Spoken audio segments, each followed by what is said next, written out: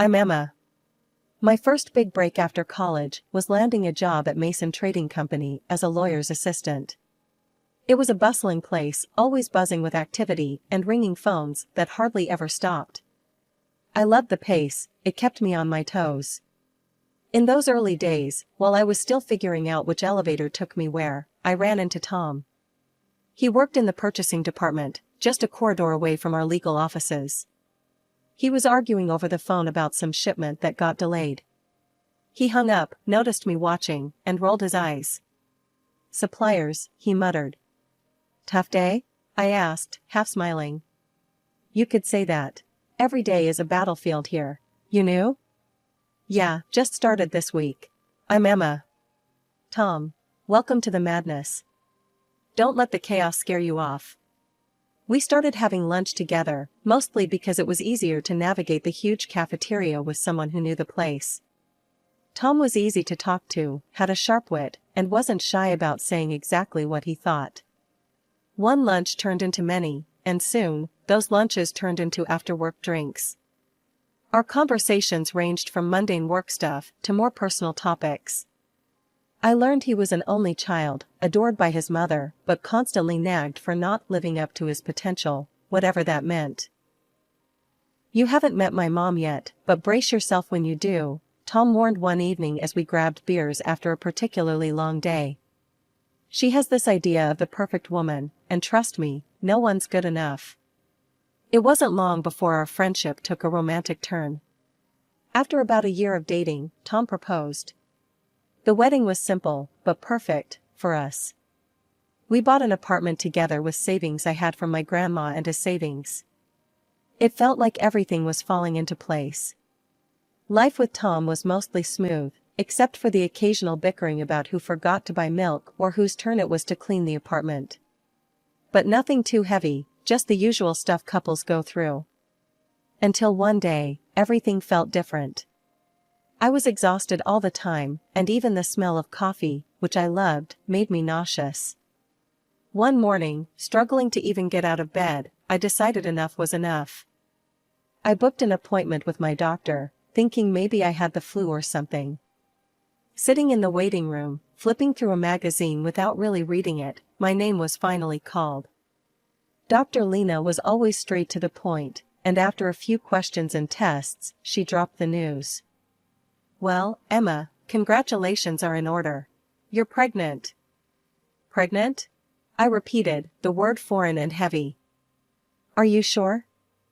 "Quite sure," Dr. Lena smiled, handing me the test result. "But you need to be careful. Your body's signaling a few warning signs. Nothing too scary, but you need rest, less stress." I nodded, my mind racing. Pregnant. How would Tom react? I couldn't tell over the phone. This needed a face-to-face. Walking through the door of our apartment that evening, I found Tom on the couch, eyes glued to his phone. "Tom, we need to talk," I said, my voice shaky. "I went to the doctor today. We're going to have a baby." Tom's face changed. It wasn't the reaction I'd hoped for. "A baby? Emma, it's not great timing, you know? We haven't even traveled like we talked about." "And a baby? That's a huge change." I felt a pang in my heart. "I know it's unexpected, but it's also kind of amazing, right? We're going to be parents." Tom ran his hands through his hair, a sign he was stressed. "I don't know, Emma. It's too much. It's too soon." "Too soon for a family with me?" I asked, hurt coloring my tone.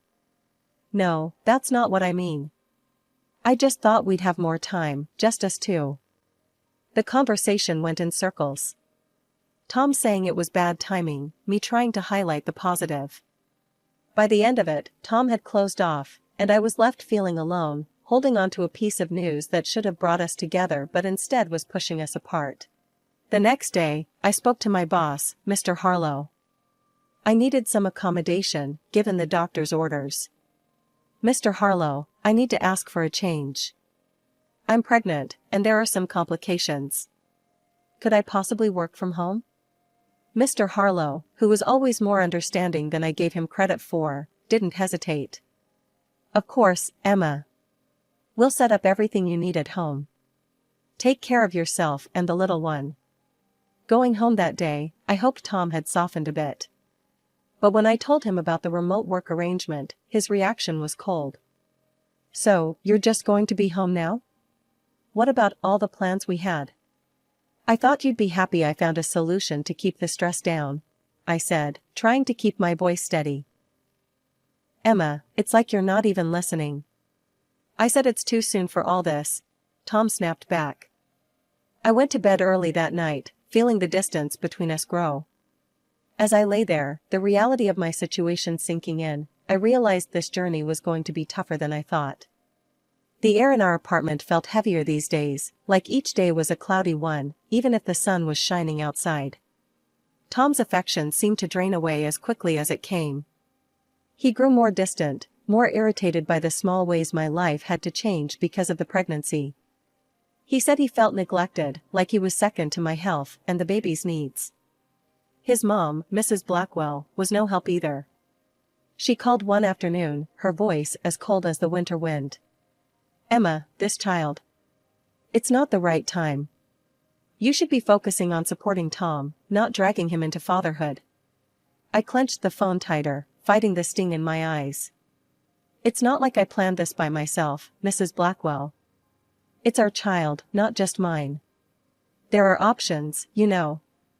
You're just choosing the most selfish one. Her words sliced through me, leaving me feeling hollow inside. As if that wasn't enough, Tom's behavior started changing even more. His cologne was masked by another scent, a woman's perfume, unfamiliar and sweet, clinging to his clothes. The first time I smelled it, I convinced myself it was a mix-up at the dry cleaner. But then, it happened again. And again. He also started staying out late, mumbling about needing to catch up on work, and his weekends were booked up with sudden business trips. It was too much to chalk up to coincidence. I held my tongue, not wanting to believe the worst, but the seed of doubt was planted. I couldn't ignore it anymore. That Saturday, when Tom mentioned another business trip, I reached out to Mike, an old classmate who now worked as a detective. We met at a small cafe, the kind where you could talk without every table overhearing your conversation. Mike slid a folder across the table to me. I got what you asked for, Emma. You sure you want to see this? I nodded, not trusting my voice, and opened the folder. The photos were clear, unmistakable. There was Tom, and with him, a woman I recognized from his office, a new hire that he'd mentioned in passing. Emma, I'm sorry, Mike said, his voice low. There's video too. It's consistent. My heart sank to the soles of my feet. Thanks, Mike. I needed to know. I went home, numb and carrying the folder like it was made of lead. As I turned the key in the lock, the door swung open. Mrs. Blackwell stood there, her face twisted in disapproval. I came to see how you are. Tom said he's worried about you, all alone here. Her eyes darted around, suspiciously. I know about Tom. He's not on a business trip. He's with someone else, Mrs. Blackwell. She scoffed, her defense quick and sharp. You're driving him away. Always sick, complaining, needing things. What man wants that? That's no excuse for cheating, I shot back, anger rising. And you think having his baby will fix things? No one in the family wants this child, Emma. Only you. Her words were like a physical blow. Get out, I said, my voice trembling. Now. She threw her hands up and stormed out, slamming the door behind her. The silence after was deafening. I sat on the couch, feeling numb and hollow. 30 minutes felt like an eternity as each second passed with heavy, painful ticks, echoing the throbbing in my heart. My mind was racing, but a dreadful resolve settled over me. I had to face Tom and see the truth with my own eyes. Mike had given me all the details I needed. There at the Grandview Hotel, room 718, he'd said, his voice filled with reluctant professionalism. My hands were shaking slightly as I parked the car and walked into the hotel lobby, my stomach in knots. I took the elevator, my heart pounding in my ears with each floor it passed. When the doors opened, I stepped out into a brightly lit hallway that felt too cheery for what I was about to do. Room 718 was just down the hall, and as I approached, I could hear laughter and the clinking of glasses. My hand trembled as I knocked on the door. "Room service must be here with the champagne," I heard a woman's voice, chirpy and carefree. After a few seconds that felt like hours, the door swung open. Tom looked out, his expression changing from anticipation to shock in an instant. "Emma? What? How did you find?" "I know everything, Tom," I said, my voice stronger than I felt. Without waiting for an invitation, I pushed past him into the room. The sight that greeted me was like a slap. There she was, his mistress, half-dressed, scrambling to cover up as if modesty meant anything now. Tom recovered from his initial shock and his face hardened. "Why are you here, Emma? To spy on me? To beg?" "Beg?" I echoed, incredulous, feeling a bitter laugh rise in my throat. "I came for the truth, not that you'd know anything about that." He scoffed, stepping closer. "You want the truth? Here it is. I'm not happy with you anymore. You're always so wrapped up in yourself and this baby." His mistress, now somewhat dressed, smirked and added, "Maybe if you paid more attention to him, he wouldn't be with me." Her words stung, but it was his agreement, the nod he gave her, that twisted the knife deeper. "Yeah, you should be thanking us. We're just waiting for your baby to be born. Then I can finally move on properly." The room spun around me, and a sharp pain stabbed through my abdomen. I doubled over, gasping, the shock and pain mingling into a nauseating swirl. "Tom, I think something's wrong," I managed to say, my voice a whisper of desperation. "Please, call an ambulance." He and his mistress exchanged a look, a quick, dismissive glance, and then he turned back to me. "You're probably just overreacting, like always." They dressed quickly, stepping over me as if I were just another obstacle in their path.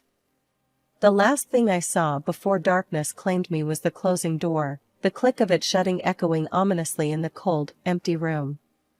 I woke up to the gentle, yet urgent, voice of a maid trying to rouse me. Ma'am, can you hear me?" Her face swam into view as I blinked away the darkness clouding my vision.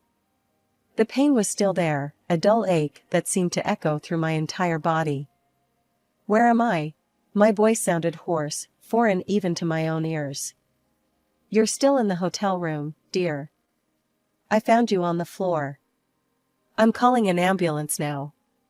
True to her word, the next thing I knew, I was being wheeled through the emergency room. The hospital lights were harsh, blinding, as nurses and doctors swarmed around, their voices a cacophony of concern that I could barely comprehend. They asked questions, too many questions, but all I could think about was the betrayal and the pain. Tom never showed up at the hospital. Neither did his mother. Calls went unanswered, their silence more painful than any physical wound. By the time the doctor came with the news that I had lost the baby, the grief was so heavy, so overwhelming, it was all I could do not to scream. The loss was not just a personal tragedy, it felt like an injustice, one that Tom, his mistress, and his mother had a hand in. They had abandoned me, left me alone at my most vulnerable. The bitterness and anger stewed inside me, brewing a storm. After what felt like an eternity, the hospital discharged me. I drove straight to our apartment, and began packing Tom's things. Each shirt I folded, each sock I threw into the box, was a severance, a cutting of ties. With his belongings piled in the trunk of my car, I drove to Mrs. Blackwell's house. I didn't bother with niceties.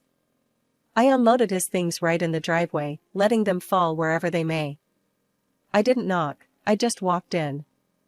Mrs. Blackwell was sitting in the living room, a look of resignation on her face. She knew why I was there. "Emma," she started, her tone weary, "you should just leave. Take what dignity you have left." "Dignity?" I laughed, but there was no humor in it. "You think I came here for a lecture on dignity from you?" "He's my son," I stand by him. And he will be better off without you," she said bluntly. "He has excellent lawyers. You'll only embarrass yourself." At that, something snapped inside me. "Do you even care that your grandchild is gone? That your son left me alone in a hotel room to lose his child?" Her eyes flickered away, unable to meet mine. "It's a tough situation." "It's done, Emma." I stepped closer, my voice low and steady. "How did you feel, as a mother, knowing what happened? Knowing your grandchild was lost?" She didn't answer, just looked away, a crack in her composed facade. "I will see your son in court," I said, the words heavy with promise. "You can tell him that." Turning on my heel, I left her sitting there, alone with the weight of her choices. As I walked back to my car, the cool air felt sharp against my skin, but my path had never been clearer. I would fight. Not just for me, but for the life that was lost, and for the truth that needed seeing the light of day. Stepping into the courthouse, I felt every eye on me, or maybe it was just the weight of what was about to happen pressing down. My best friend from college, Lucy, was right beside me. She'd become a shark in the courtroom, known for tearing apart even the slickest defense. When I told her about everything, she didn't hesitate. "I've got this, Emma. And don't worry about the fees. This one's on me," Lucy had said, her voice fierce and reassuring. We sat at our table, papers neatly arranged, evidence at the ready. Across from us, Tom and his mistress looked competent, a smugness that irked me. As the proceedings began, their lawyer painted a picture of me as unstable, broken by grief into fabricating stories. "The plaintiff has suffered immense emotional distress, yes, which has led to these wild accusations. There is no substantial evidence of any affair or wrongdoing on my client's part." When it was our turn, Lucy stood, her presence commanding the room. "Your Honor, not only do we have substantial evidence, but we also have a testimony that will corroborate everything my client has claimed." She presented the photos first, clear and undeniable proof of the affair, passed around for the judge and eventually to the opposing counsel who looked visibly shaken as they viewed them. Next, Lucy played the video from the hotel. The room fell silent as the scene played out. I enter the hotel, then Tom and his mistress, laughing, hugging, leave the hotel without a hint of concern. "But that's not all," Lucy continued. She called the maid who found me to the stand. Her testimony was simple, but powerful. "I found her on the floor, unconscious. They were gone. She could have died." Tom's face had gone white, and his mistress couldn't sit still, her leg bouncing nervously. When they were given a chance to respond, Tom stood up, his voice shaky. This isn't how it looks. We were just scared and confused." "Scared? So you leave your pregnant wife unconscious on the floor?" Lucy shot back, her tone icy. The judge took everything into consideration, the weight of the evidence, the testimonies. After what felt like a lifetime, he spoke. "I find in favor of the plaintiff, Emma Blackwell. The evidence of infidelity and negligence is overwhelming. I am granting a 50-50 division of all marital assets, as well as financial compensation for the emotional distress caused by the actions of the defendants." As we walked out of the courtroom, Lucy elbowed me gently, a victorious glint in her eye. "How's that for justice?" I managed a small smile, feeling a mix of relief and sorrow. "Thanks, Lucy. I couldn't have done this without you." Life had been limping back to normal after the courtroom drama. I bought a small apartment, and every new piece of furniture, every picture hung, was a step away from my past torment. The only shadow that loomed over my fresh start was seeing Tom and his mistress together at work, a constant reminder of the betrayal. One afternoon, as I was sorting through some legal briefs, my phone buzzed with a number I hadn't seen in a while. It was Tom's mother, Mrs. Blackwell. "Emma, could we meet?" I need to talk to you." Her voice trembled over the phone. I hesitated, memories of our last encounter flashing through my mind. "Why should I meet you, Mrs. Blackwell?" "It's about Tom, and your company." "Please, I wouldn't ask if it wasn't important." Curiosity piqued and a bit of old loyalty to the company that stood by me, I agreed. We met at a small cafe, away from prying eyes. She looked worn, her eyes rimmed with red, as if she had been crying. Tom, he's not the boy I raised anymore, she started, not meeting my eyes. He and that woman, they're planning to cheat the company, sell off assets, and they want to force me out of my home. Her words hung heavy between us. I was still processing when she grabbed my hand, her grip surprisingly strong. Please, you're the only one I can trust to stop this. The plea in her eyes was real, but so was my reluctance. Mrs. Blackwell, your family drama is not my business anymore. It's not just family, Emma. It's your company too. They're planning something big. It could ruin everything. Her urgency struck a chord. I was, after all, part of that company. It had given me a chance when I was just a college grad, and many of my colleagues were like family. All right, I'll look into it, I conceded, more for the company than for her. Back at work, I started digging. I quietly pulled records and contracts, tracing the trail of transactions Tom and his mistress were involved in. It didn't take long to spot irregularities. The numbers didn't add up, goods were being purchased at inflated prices, far above market value. Armed with evidence, I made my way to the director's office. Laying the documents on his desk, I watched his eyes narrow as he scanned the evidence. This is serious, Mr. Harlow stated flatly, looking up at me. I'll handle this from here. Thank you, Emma. You may have just saved this company from a significant loss. Leaving his office, I felt a mix of relief and anticipation. Walking past Tom and his mistress, I caught snippets of their mocking laughter. I couldn't help but smile to myself. Justice had a way of finding its path, no matter how twisted the road might be. After exposing Tom and his mistress, a full-scale investigation rippled through the company. As it unfolded, I was often called to testify, detailing every discrepancy and irregular transaction I had uncovered. The courtroom once again became a familiar setting, but this time I stood confidently, bolstered by the truth and the mountains of evidence that supported our claims. The legal battles were intense and draining. Tom and his mistress faced the consequences head-on. The company, having suffered significant potential losses, pursued justice relentlessly, culminating in a multi-million-dollar lawsuit against the duo. The verdict was as expected, guilty. The court's decision barred them from holding any senior positions in the future, a fitting end to their corporate malfeasance. Amidst the chaos, my own career took a surprising but welcome turn. The company recognized my efforts and promoted me to a senior lawyer, an acknowledgement that came with a significant award. One quiet afternoon, as I was organizing files in my new office, a spacious room with a view of the city skyline, my phone rang. The screen displayed a number I hadn't seen in a long while. Mrs. Blackwell. Emma, it's me, her voice came through, tinged with humility, a stark contrast to our last encounters. I wanted to thank you for saving my home from being sold out from under me. Her gratitude was genuine, and despite everything, I felt a twinge of sympathy for her. You're welcome. I did what I felt was right. There was a pause, a breath of silence, before she added, I was wrong about you, Emma. So very wrong. I used to think you didn't deserve my son, but I've come to realize it was he who didn't deserve you. Her words, unexpected and raw, took me by surprise. Thank you for saying that. It means more than you might know.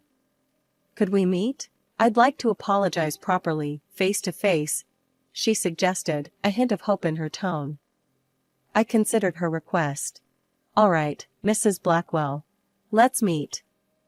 We decided on a quiet cafe, neutral ground, for what was to be a frank conversation. Sitting across from her, I saw the changes the months had wrought on her. Gone was the haughty demeanor, replaced by a somber reflectiveness. Emma, I'm sorry for everything.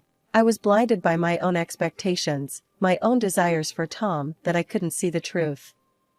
You were always the stronger person, and I admire that deeply now, she confessed, her eyes not meeting mine.